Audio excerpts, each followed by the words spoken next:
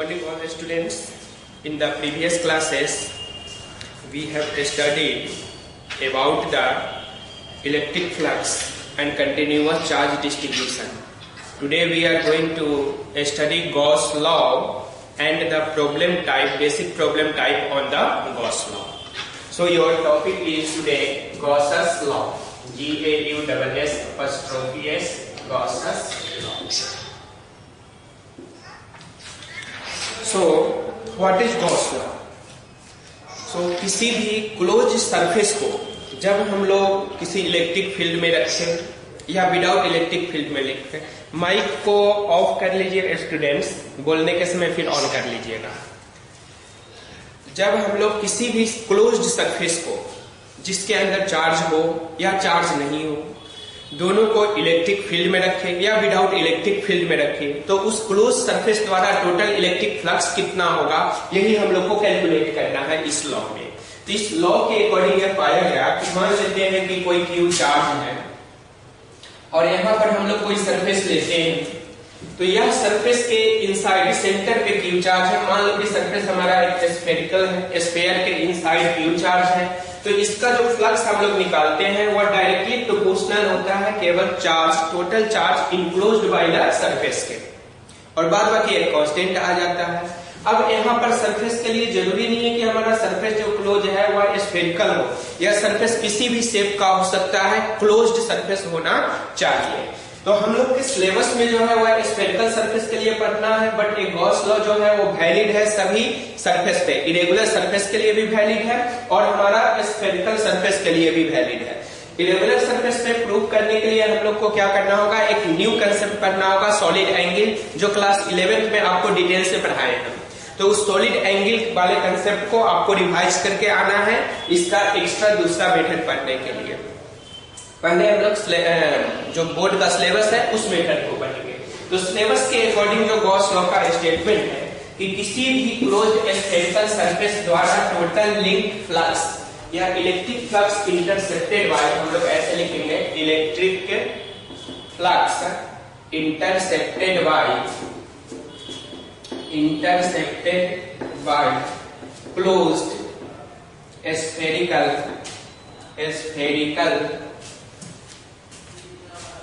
surface is 1 by epsilon naught times the total charge enclosed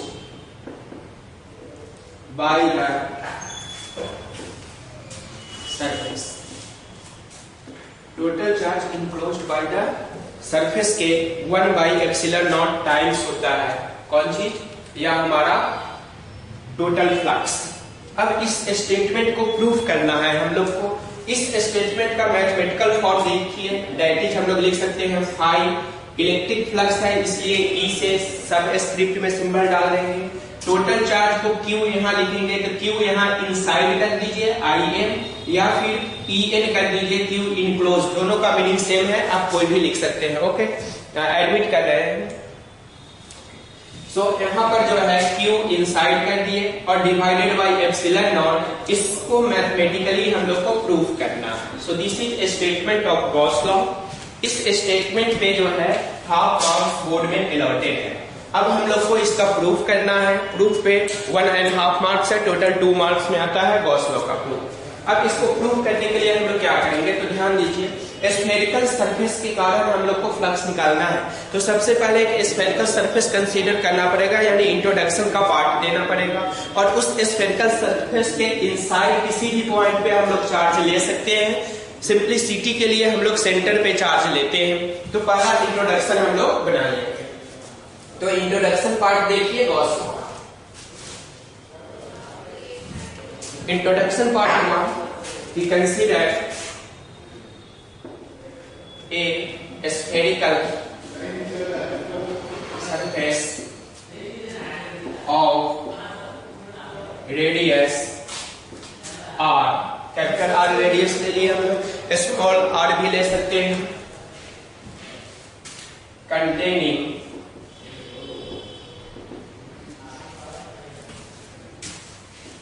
charge Q and its surface at its center, full stop. We take a differential element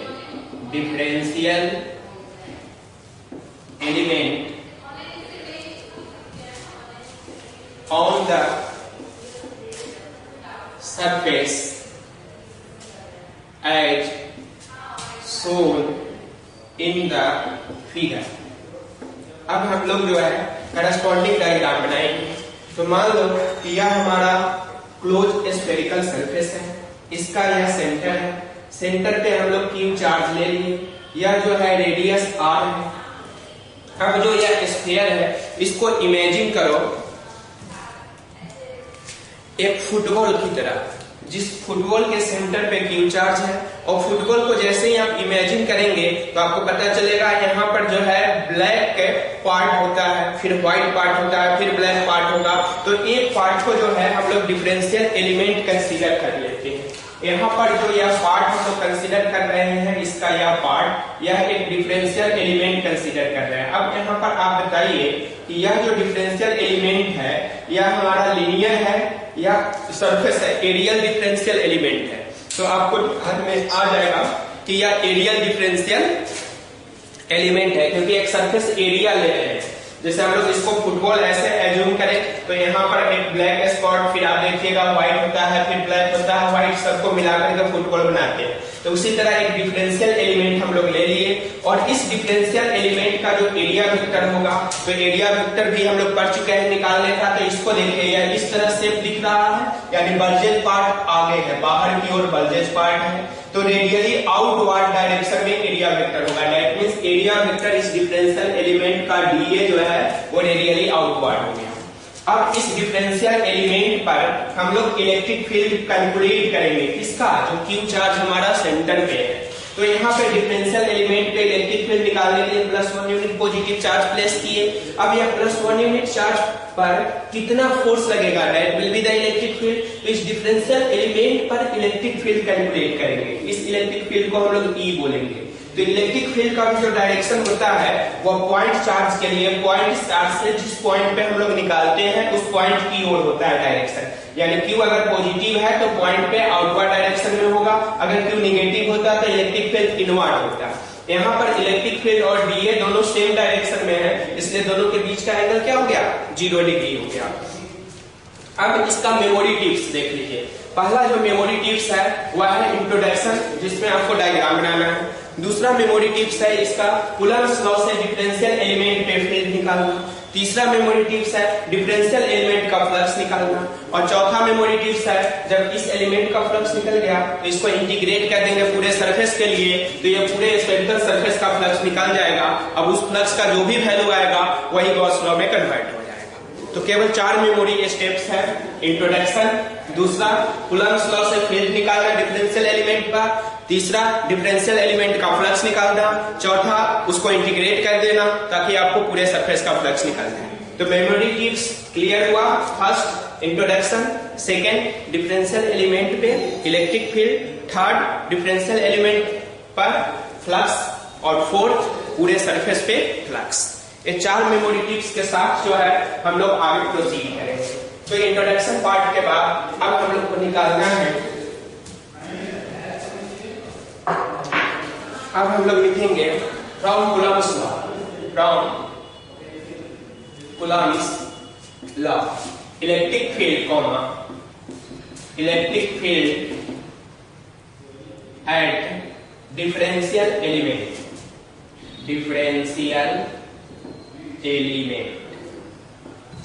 तो E is equal to 1/4πε0 charge हो गया Q divided by R square, capital R square हो गया distance. और direction जो है वो radially outward है, तो यहाँ कैपिटल R कैप भी लिख सकते हैं और स्मॉल r कैप भी आप लिख सकते हैं रेडियली आउटवर्ड डायरेक्शन को इंडिकेट करने के लिए। यह वेक्टर क्वांटिटी है इसलिए डायरेक्शन देना जरूरी है। तो यह जो है कूलम्ब्स लॉ पर यह आपका हाफ मार्क्स मिल जाएगा यहाँ पे। अब देखिए इसका electric flux intercepted by differential element, यह डिफरेंशियल है। तो इस इलेक्ट्रिक फ्लक्स को डिफरेंशियल एलिमेंट है तो d फाई से डिनोट करेंगे, इलेक्ट्रिक है तो d फाई e से डिनोट करेंगे। अब यह जो डिफरेंशियल इलेक्ट्रिक फ्लक्स है यह होगा E डॉट da फॉर्मूला से, फ्लक्स के डिफिनेशन से। यहाँ पर देखिए E और dA दोनों एक ही डायरेक्शन में है तो यह हो जाएगा E dA cos 0 डिग्री। अगले स्टेप में इसको हम लोग डायरेक्ट लिख सकते हैं E dA। अब जो है ये फ्लक्स का कंसेप्ट यहाँ यूज किए, इलेक्ट्रिक फ्लक्स का जो डुअल बेस्ड कंसेप्ट है, इसलिए इस पर भी मार्किंग ऐसी होगा हाफ। अब आपको क्या करना है नेक्स्ट पार्ट में, जब फ्लक्स डिफरेंशियल एलिमेंट का निकाल लिए तो अब हम लोग क्या करेंगे, पूरे सरफेस का निकालेंगे। तो इसके लिए लिखेंगे, यहाँ पर दिख रहा है सबको, electric flux intercepted bye spherical surface. इस फ्लक्स को हम लोग डिनोट करेंगे, यहाँ पे नीचे नहीं दिखेगा, ऊपर लिखना होगा। इस फ्लक्स को जो है हम लोग डिनोट करेंगे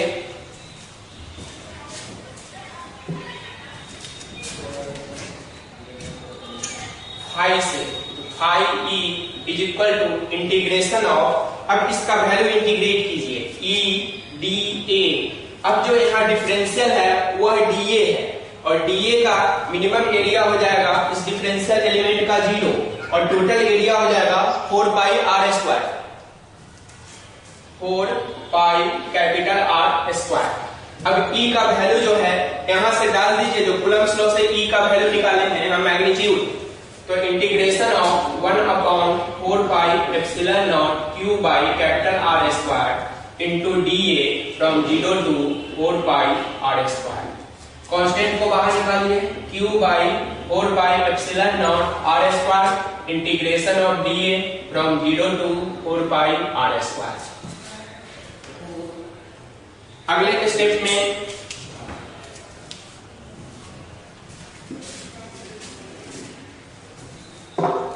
नेक्स्ट स्टेप में देखिए, यह phi e is equal to q by 4 pi epsilon naught R square और dA का इंटीग्रेशन a हो गया, lower limit 0 4 pi R square. यहाँ पे आप इंटीग्रेशन जानते हैं तो डायरेक्ट इसके बाद वैल्यू लिख सकते हैं।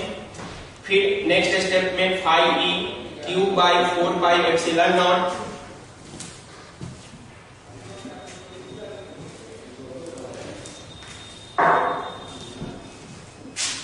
R स्क्वायर और इंटू 4 पाई R स्क्वायर। अब देखिए -0 तो ये 4 पाई R स्क्वायर ये कट गया, कैंसिल आउट हो गया। तो यहाँ पर देखिए कैंसिल आउट होने के बाद ये 4 पाई से 4 पाई इस R स्क्वायर से या R स्क्वायर कैंसिल हो गया। तो कैंसिल होने के बाद आपका बच गया phi e is equal to q by epsilon naught. यहाँ पे टोटल चार्ज जो है वो q ही है इनसाइड में, इसलिए हम लोग कह सकते हैं जो गॉस लॉ हम लोग स्टेटमेंट दिए हैं वो स्टेटमेंट यहाँ आ गया। तो ये फाइनल जो इंटीग्रेशन परफॉर्म आप करेंगे इस पे आपका हाफ मार्क्स मिलेगा। यहाँ पे टोटल 2 मार्क्स में रहता है, कभी कभी 3 मार्क्स में भी आ जाता है। तो इसके साथ एक टेल क्वेश्चन आपको रहेगा, वो टेल क्वेश्चन आपको सोल्व करना होगा। Any doubt? नो। तो अब हम लोग जो है इस गॉस लॉ पर बेस्ड एक गॉसियन सरफेस हम लोग को एज्यूम करना होता है। तो गॉसियन सरफेस के विषय में अब हम लोग जो है पढ़ेंगे और इसके कुछ प्रॉपर्टीज पढ़ेंगे, उसके बाद तब हम लोग प्रॉब्लम पे आ जाएंगे, बेसिक प्रॉब्लम। हाँ बोलो। गॉसियन सरफेस का नोट्स नहीं है, गॉसियन सरफेस एक्स्ट्रा मतलब अंडरस्टैंडिंग का टॉपिक है, अभी हम बताएंगे उसके विषय। हाँ देखिए, गॉसियन सरफेस जो है,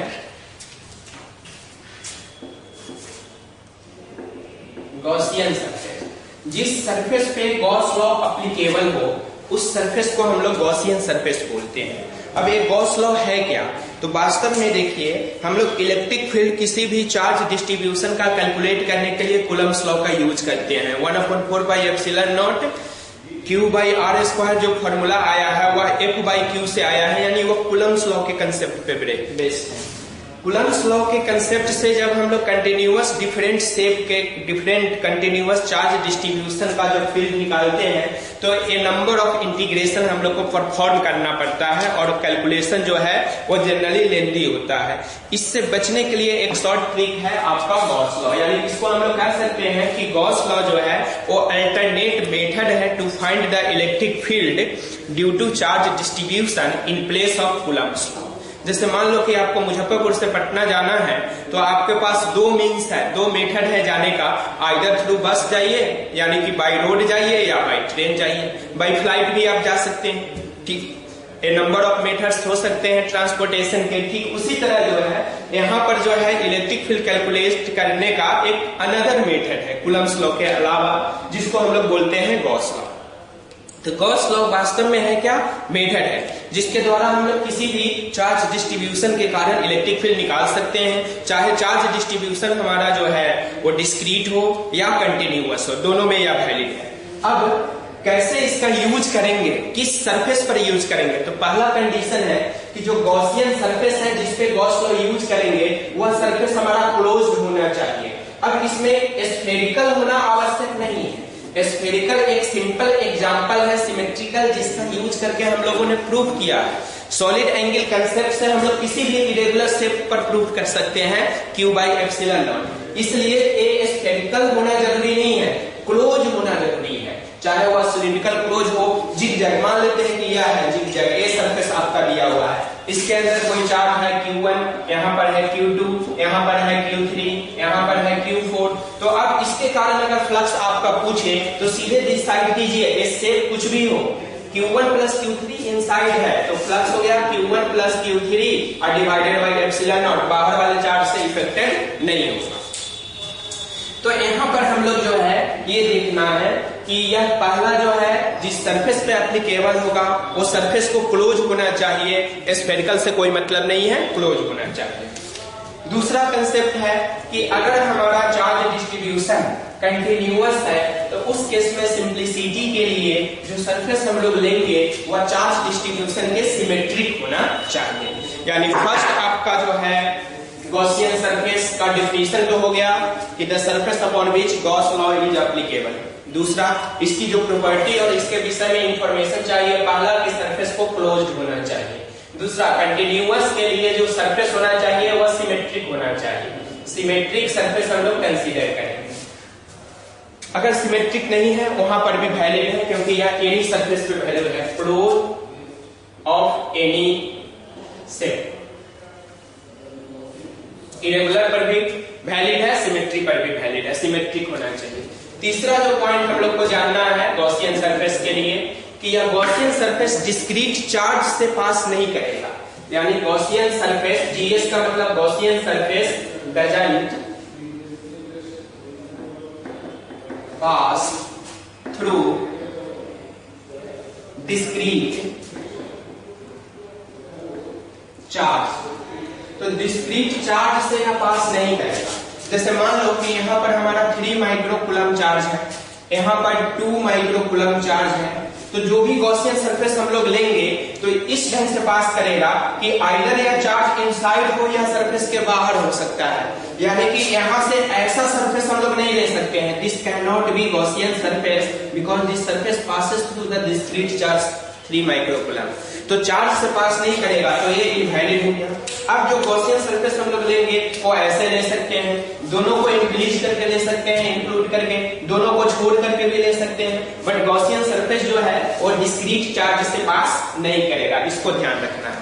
बट अगर चार्ज का डिस्ट्रीब्यूशन कंटिन्यूअस है तो फिर गॉसियन सरफेस हमारा कंटिन्यूअस चार्ज से पास कर सकता है। तो उसका देखिए वो कैसे हम लोग समझेंगे। तो 4 पॉइंट में GS passes through continuous charge distribution। एक Gaussian surface continuous charge distribution, जैसे मान लो कि इनफाइनाइट रॉड हम लोग ले लेते हैं, या इनफाइनाइट रॉड है, यूनिफॉर्मली चार्ज इनफाइनाइट रॉड है, अब इस तरह इनफाइनाइट है इसलिए डॉटेड डाल दिए ऊपर भी, और इनफाइनाइट है इसलिए डॉटेड डाल दिए नीचे भी। अब इसके कारण किसी पॉइंट पे हम लोग को P पॉइंट मान लेते हैं, यहाँ से r डिस्टेंस पे कोई पॉइंट P है जहाँ पे इलेक्ट्रिक फील्ड कैलकुलेट करना है। तो पहले तो इलेक्ट्रिक फील्ड जहाँ भी कैलकुलेट करना है वहां पे एक सिमेट्रिकल गॉसियन सरफेस हम लोग एज्यूम करेंगे गॉस लॉ अप्लाई करने के लिए। तो P पॉइंट से पास करता हुआ ऐसा सरफेस जो सिमेट्रिकल हो चार्ज डिस्ट्रीब्यूशन के, तो चार्ज के सिमेट्रिक एक सिलेंड्रिकल सरफेस ही हो सकता है जो चार्ज डिस्ट्रीब्यूशन के सिमेट्रिक हो यहाँ पर, और P से पास कर रहा हो। तो यह जो सरफेस हम लोग एज्यूम किए, अब इस सरफेस का कोई भी h मान लो, l मान लो, कोई भी लेंथ मान सकते हो। तो ये जो गॉसियन सरफेस सिलेंड्रिकल सरफेस हम लोग एज्यूम किए हैं, इसका जो टॉप सरफेस है वह इस चार्ज डिस्ट्रीब्यूशन से पास कर रहा है। तो चार्ज अगर कंटिन्यूअस डिस्ट्रीब्यूटेड है तो वहां पे गॉसियन सरफेस उससे पास कर सकता है। इस केस में जो पहले वाले केस में यहाँ 3 माइक्रोकूलम चार्ज था, तो इससे हमारा सरफेस पास नहीं किया था, तो यहाँ नहीं बोलेंगे कि चार्ज से पास नहीं करेगा, ये कंटिन्यूअस है, इसलिए कंटिन्यूअस चार्ज डिस्ट्रीब्यूशन में गॉसियन सरफेस जो है वो हमारा चार्ज से पास कर सकता है। अगला जो पॉइंट हम लोग को जानना है कि इस गॉसियन सरफेस में Q जो हम लोग लेते हैं, इस Q का मीनिंग क्या है, what is the significance of Q। तो पांचवा पॉइंट में जानना है कि फाई फ्लक्स में जो Q बाई एप्सिलॉन नॉट लेते हैं, यह Q क्या है। तो Q is the total charge enclosed bye the surface, total charge enclosed bye the surface. अब यहाँ पर यह देखना है कि मान लो कि यह कोई सरफेस है जिसमें -3 माइक्रोकूलम चार्ज है, +2 माइक्रोकूलम चार्ज है, +1 माइक्रोकूलम चार्ज है। तो चार्ज तो है इसके अंदर, लेकिन टोटल चार्ज कितना है, QT निकालिए टोटल। तो टोटल चार्ज -3 माइक्रोकूलम, +2 माइक्रोकूलम और +1 माइक्रोकूलम, तो टोटल चार्ज हो गया 0। इसलिए इसका फ्लक्स अगर हम लोग निकालते हैं φe, तो φe क्या हो जाएगा 0। इसलिए Q जो है अंदर में चार्ज है, इस बात को इंडिकेट तो करता ही है, टोटल चार्ज को इंडिकेट करता है, केवल एक चार्ज को इंडिकेट नहीं करता है, या केवल पॉजिटिव को किया नेगेटिव वाले को नहीं किया, ऐसा नहीं है।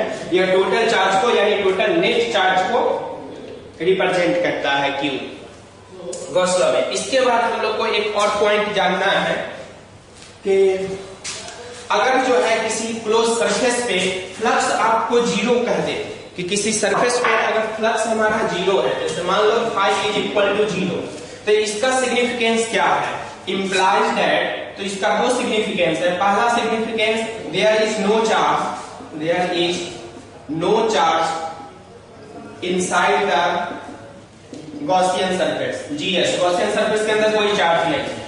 दूसरा, अगर कोई चार्ज नहीं है तो फाई बराबर 0 बाई एप्सिलॉन नॉट, ये 0 हो गया। लेकिन दूसरा ये भी संभावना है कि there is no net charge, net charge जो है अंदर में नहीं है, there is no net charge inside the Gaussian surface GS। तो यहाँ पर नेट चार्ज नहीं है, यानी phi is equal to QT जो है बाई एप्सिलॉन नॉट, और QT का वैल्यू जो है 0 बाई एप्सिलॉन नॉट, या 0 हो गया। इसका मतलब है कि अंदर में चार्ज है लेकिन इक्वल एंड अपोजिट अमाउंट का चार्ज है, इसलिए नेट चार्ज हमारा 0 है।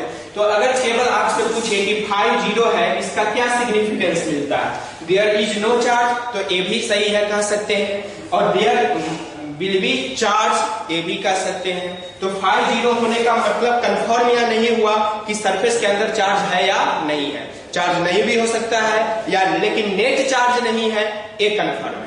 नेट चार्ज नहीं है, चार्ज नहीं है, ये कंफर्म नहीं है, नेट चार्ज नहीं है, ये कंफर्म है। तो देयर इज फाई अगर 0 है तो नो नेट चार्ज हम लोग कह सकते हैं, there will be either no charge और no net charge. There will be no charge ऐसा वर्ड नहीं बोलेंगे, there will be no net charge और there will be no charge, या बोलेंगे। ये हम लोग को कंफ्यूजन जो है क्लियर करना है। इसके बाद अब हम लोग जो है आते हैं इसका प्रॉब्लम में यूज कैसे करेंगे। तो फर्स्ट प्रॉब्लम आप देखिए, एक और पॉइंट जान लीजिए कि यह जो गॉस लॉ हम लोग यूज करते हैं, इस गॉस लॉ में गॉसियन सरफेस का जो एक फ्लक्स होता है फाई E, ये केवल इनक्लोज चार्ज पे डिपेंड करता है, क्यू इनक्लोज पे डिपेंड करेगा, शेप और साइज पे डिपेंड नहीं करेगा। इसका मतलब है कि अगर हमारा शेप और साइज गॉसियन सरफेस का चेंज कर दे, लेकिन क्यू इनसाइड या क्यू इनक्लोज चेंज नहीं हो रहा है, तो उस केस में हमारा फ्लक्स चेंज नहीं होगा। यानी there will be no flux change by changing the shape और size of the Gaussian surface provided total charge enclose by the surface remains constant.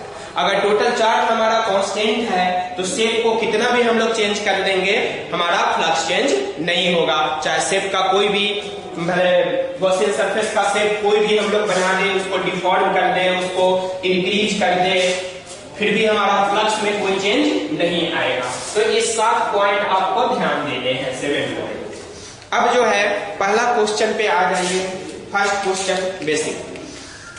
तो first problem,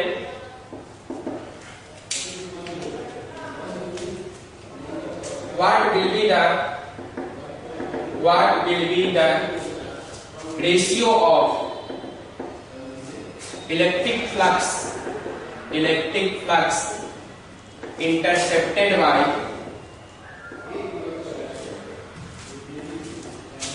a spherical surface enclosing charge 5 microcoulomb and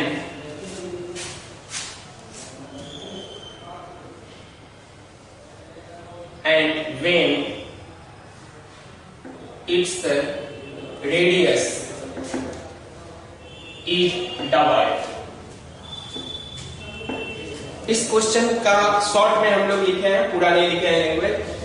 एक हम लोग consider कर रहे हैं spherical surface, यह spherical surface है, इसके अंदर जो इनक्लोज चार्ज है वो 5 माइक्रोकूलम है। कहीं पर भी है, सेंटर पे है कि कहाँ है दिया हुआ नहीं है आपको। अब जो है इस सरफेस के रेडियस को डबल कर दिए, तो यह मान लेते हैं कि रेडियस r है। अब इसी सरफेस का इस केस में जो फ्लक्स यह इंटरसेप्ट किया, उस फ्लक्स को φ1 मान लो।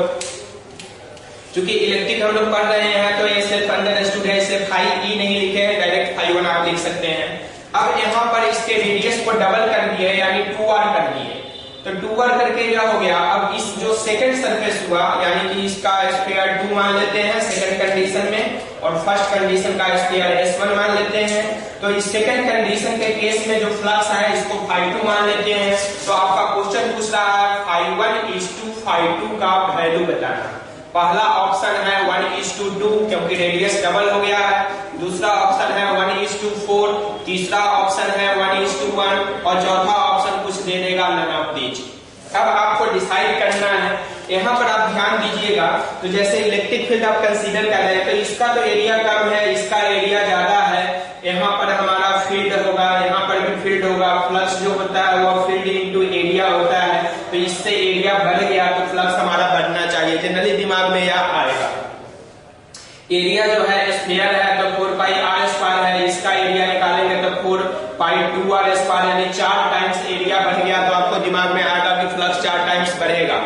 10 मिनट में टाइम खत्म होने वाला है, फिर भी हो जाएगा आप लोग को एक से। लेकिन आपको ध्यान देना है कि ये r डिस्टेंस पे जो फील्ड होगा, 2r डिस्टेंस पे फील्ड भी तो डिक्रीज करेगा, और फील्ड भी 1/r² के इनवर्सली प्रोपोर्शनल है, यानी 1/r² के फील्ड प्रोपोर्शनल है। तो 2r² जैसे ही करेंगे तो 4 टाइम्स फील्ड डिक्रीज किया, 4 टाइम्स एरिया इंक्रीज किया, तो हमारा जो है कोई फ्लक्स में चेंज नहीं होगा। जो पहले केस में होगा उतना ही दूसरे केस में होगा। तो ये तो हो गया फ्लक्स कंसेप्ट से। लेकिन इसी को गॉस लॉ से अगर आप एज्यूम कीजिएगा तो यह बताइए रेडियस बढ़ने से हमारा चार्ज बढ़ा नहीं, तो ऑप्शन नंबर 1:1 सही, क्योंकि चार्ज बढ़ा ही नहीं।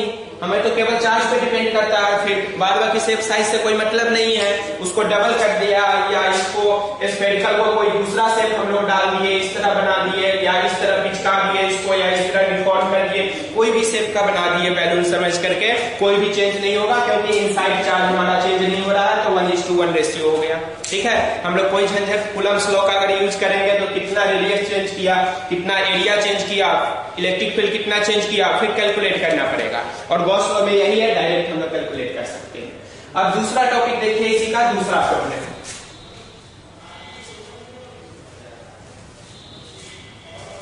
Problem number 2। अब प्रॉब्लम नंबर 2 में जो है, या प्रॉब्लम नंबर 2 कर देते हैं। 2 नंबर प्रॉब्लम में what will be the ratio of electric flux intercepted by S1 and S2। दो सरफेस दे दिए और diagram as shown in diagram, as shown in diagram. अब डायग्राम के आधार पे देखिए तो यह हमारा S1 सरफेस है जिसके अंदर है 5 माइक्रोकूलम -2 माइक्रोकूलम। फिर यह S2 सरफेस है, यहाँ पर है 3 माइक्रोकूलम, यहाँ पर है प्लस मान लेते हैं 8 माइक्रोकूलम, यहाँ पर है प्लस 9 माइक्रोकूलम, यहाँ पर है 11 माइक्रोकूलम। इस तरह जो है आपको दिया हुआ है, यह है S2। अब S1 और S2 के फ्लक्स का रेशियो निकालना है। यह S2 हो गया हमारा S2 सरफेस। S2 के इनसाइड में 3 है, यह प्लस 8 माइक्रोकूलम। अब आप बताइए S1 के अंदर कितना होगा, तो डायरेक्ट आप ध्यान दीजिएगा कि फ्लक्स ∅1 बाई ∅2 आपको कैलकुलेट करना है। तो S1 के अंदर चार्ज कितना है, 5 और -2 यानी 3 microcoulomb divided by epsilon not आएगा। और ∅2 कितना हो गया, तो इंटू कर देंगे उलट करके एप्सिलॉन नॉट बाई। S2 के अंदर कितना चार्ज है, तो S2 के अंदर देखिए 5 -2 और यह भी 3 आएगा, यह भी 8 आएगा। केवल 3 और 8 कंसीडर नहीं करेंगे, ये भी कंसीडर करेंगे कि S1 is totally inside the S2। तो S1 के अंदर जो चार्ज होगा वो भी चार्ज कहलाएगा किसका, S2 का। यानी इसको अब हम लोग जो है इसको ऐसे लिख देंगे 5 माइक्रोकूलम -2 माइक्रोकूलम। अब देखिए 5 -2 3 3 3 6 और 8 हो गया 14, तो यह हो गया 14 माइक्रोकूलम। ये कट गया, माइक्रोकूलम कट गया, यानी 3:14 यह आपका आंसर हो गया। तो इस तरह अब देखिए यहाँ पर जो बाहर चार्ज है, आउटसाइड चार्ज जो है, इस आउटसाइड चार्ज को हम लोग नहीं कंसीडर किए हैं क्योंकि आउटसाइड चार्ज का फ्लक्स जो है गॉस लॉ में हम लोग यूज नहीं करते हैं। एक बात और यहाँ पर आपसे पूछा जाएगा कि कभी भी अगर गॉसियन सरफेस का या किसी भी सरफेस का फ्लक्स 0 है और चार्ज उसमें है, पॉजिटिव भी है निगेटिव है, जैसे मान लो केवल S1 का ध्यान दीजिए, S1 के अंदर +5 है और यहाँ पे -5 माइक्रोकूलम डाल देंगे तो इसके अंदर Q कितना हो जाएगा, 0। तो उस केस में ∅1 कितना हो जाएगा, 0। अब इसका क्या सिग्निफिकेंस है, इसका सिग्निफिकेंस है कि +5 माइक्रोकूलम जो इलेक्ट्रिक फील्ड है वो रेडियली आउटवर्ड जो है एक्सपेंड कर रहा है और -5 कूलम का इलेक्ट्रिक फील्ड जो है वो इनवर्ड है। इसलिए आउटवर्ड फ्लक्स और इनवर्ड फ्लक्स एक दूसरे को न्यूट्रलाइज कर दिया, कैंसिल हो गया, तो नेट फ्लक्स हमारा 0 आ गया। तो पॉजिटिव चार्ज है तो आउटवर्ड फ्लक्स होता है, निगेटिव चार्ज है तो इनवर्ड फ्लक्स होगा। इलेक्ट्रिक फील्ड लाइंस के कंसेप्ट से भी हम लोग उसको डील कर सकते हैं। तो ये सेकंड टाइप है। अब थर्ड टाइप देखिए, थर्ड टाइप में तो सेकंड टाइप में दो बातें आपको पता चला। पहला कि जो भी हम लोग सरफेस लेंगे उसके अंदर का टोटल चार्ज लेंगे, भले ही उसके अंदर कोई दूसरा गॉसियन सरफेस हो या नहीं हो, उससे कोई मतलब नहीं है। आउटसाइड जो चार्ज होगा उसको हम लोग कैलकुलेट नहीं करेंगे। अब जो है और पॉजिटिव निगेटिव दोनों चार्ज है तो पॉजिटिव का फ्लक्स हो गया आउटवर्ड, निगेटिव का फ्लक्स हो गया इनवर्ड। नेट फ्लक्स जो है अगर इक्वल अमाउंट में चार्ज है तो वह 0 हो जाता है। तीन बातें यहां समझने के बाद प्रॉब्लम टाइप 3 में आ जाएंगे। अब 3 प्रॉब्लम टाइप जो है इसको दो ढंग से पूछता है, एक बोर्ड लेवल में, एक कंपटीशन लेवल में। अब हम लोग जो है इसके अंदर कोई एक ही चार्ज रहने देते हैं, मान लेते हैं कि इसके अंदर हमारा जो है 8 माइक्रोकूलम चार्ज है S1 के अंदर, और S2 के अंदर जो है, अब S2 के अंदर जो हम लोग को है यह एक लीनियर चार्ज डिस्ट्रीब्यूशन का रॉड दिया हुआ है। यह रॉड है यहाँ से यहाँ तक L लेंथ का रॉड है, 0 से L लेंथ का ये रॉड आपको दिया हुआ है और यह रॉड जो है यूनिफॉर्मली पॉजिटिवली चार्ज है। अब यहाँ पर जो रॉड दिया हुआ है यह दो प्रकार का हो सकता है चार्ज, या यूनिफॉर्म चार्ज हो या इसका चार्ज जो है वह डिस्टेंस के अकॉर्डिंग इंक्रीज करे, यानी कि यहाँ पे लीनियर चार्ज डेंसिटी दिया रहेगा। What will be the ratio of flux intercepted by S1 S2 as shown in figure, और इसमें 8 माइक्रोकूलम है और S1 और S2 के बीच में एक रड डाला हुआ है और रड का जो है लीनियर चार्ज डेंसिटी लैम्डा है। तो ये में लिख देते हैं when rod has linear charge density lambda which is uniform, यानी यह लैम्डा जो है वो कांस्टेंट की तरह बिहेव करेगा। और बी में दूसरा है कि व्हेन लैम्डा यानी linear charge density varies as lambda बराबर ax प्लस b, इस इक्वेशन के अनुसार वैरी कर रहा है। तो अब आपको दो केस में इसका फ्लक्स निकालना है, फ्लक्स का रेशियो निकालना है दो केस में। पहला केस में जब लैम्डा कांस्टेंट है और दूसरा केस में जब लैम्डा इस इक्वेशन के अकॉर्डिंग वैरी कर रहा है। ठीक है, तो अब हम लोग क्या करेंगे, जब लैम्डा कांस्टेंट है तो यहाँ से x डिस्टेंस मान लेंगे। यहाँ पर मान लीजिए एक ओरिजिन, यहाँ से x डिस्टेंस पे एक छोटा सा एलिमेंट इसका ले लीजिएगा, इसका लेंथ हो गया dx। अब जो है इसका dq कंसीडर कीजिए, dq बराबर हो जाएगा कितना, लैम्डा dx।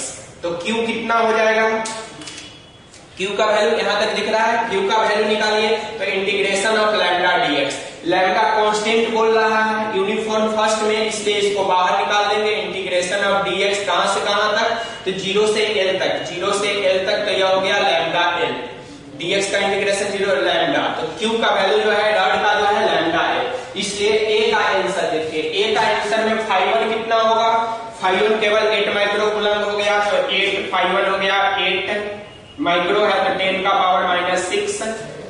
ठीक है, φ1 का value divided by epsilon naught, यह हो गया φ1 का value into epsilon naught by φ2 कितना आएगा, तो φ2 जो निकालेंगे उसमें 8 माइक्रो कूलम और प्लस यह भी चार्ज आएगा, और यह चार्ज कितना है, लैम्डा l है, तो 8 है इंटू 10 टू द पावर -6 और प्लस लैम्डा l। अब जो है यह कट गया, तो 8 into 10 to the power -6 divided by 8 into 10 to the power -6 plus lambda l। So this becomes your answer. यह आंसर आ गया हमारा ए केस में।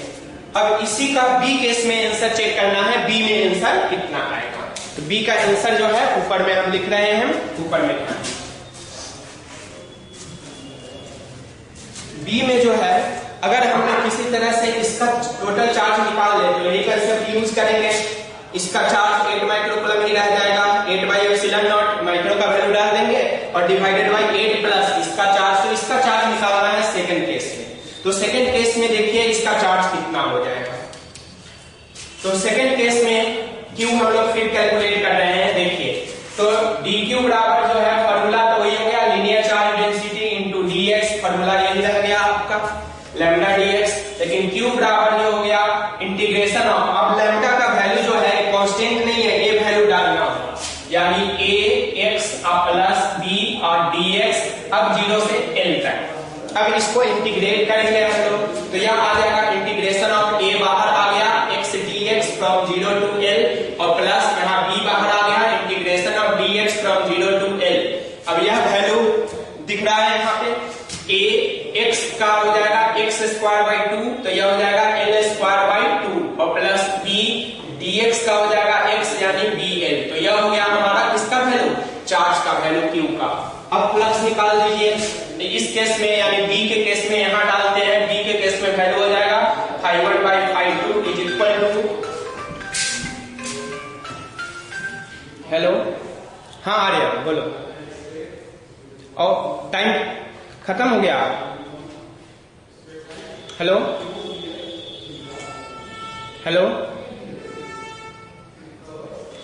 ठीक है, तो कल के क्लास में फिर रिपीट करेंगे इसको।